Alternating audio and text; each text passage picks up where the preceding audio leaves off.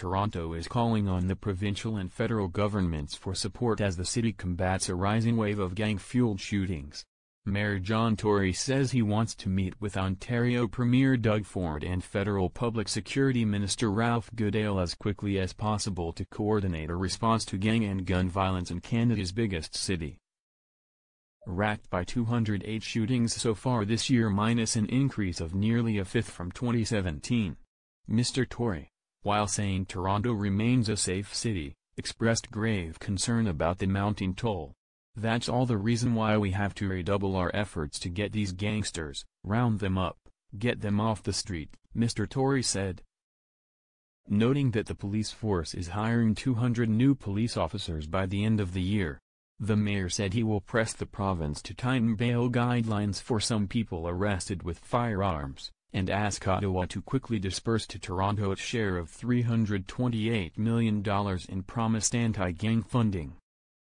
At least 10 people have been shot in Toronto in the past 5 days, a wave that Mr. Tory and Toronto Police Chief Mark Saunders have said is 90% gang-related. In a radio interview on Tuesday, Mr. Tory clarified that he is not referring to the victims, but the people pulling the trigger. Of the shootings in recent years, the mayor said police have told him it is a combination of retaliatory strikes, where one gang does something and another gang retaliates. It's a combination of turf wars that they have over drugs and other kinds of things like that.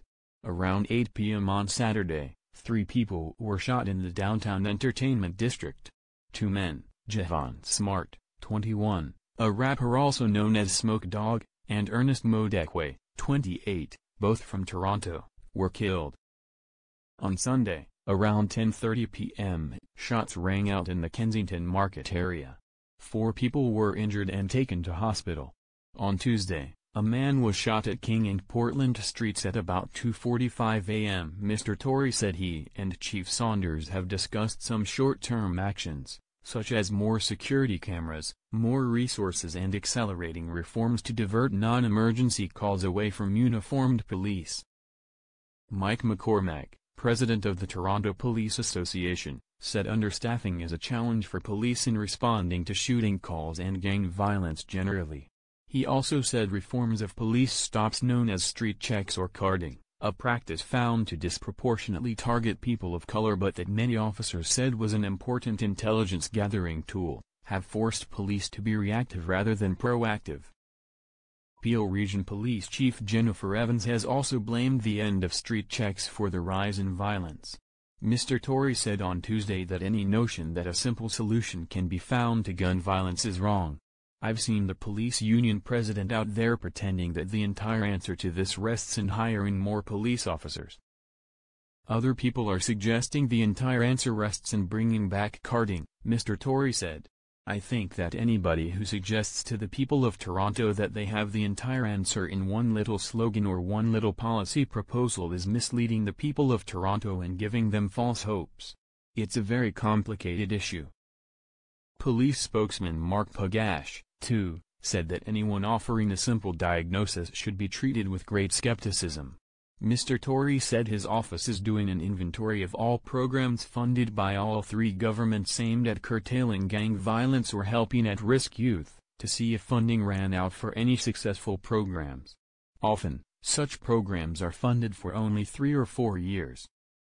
He told reporters the federal government had recently allocated hundreds of millions of dollars to fight gang activity, but that the province and the city must apply for the funding.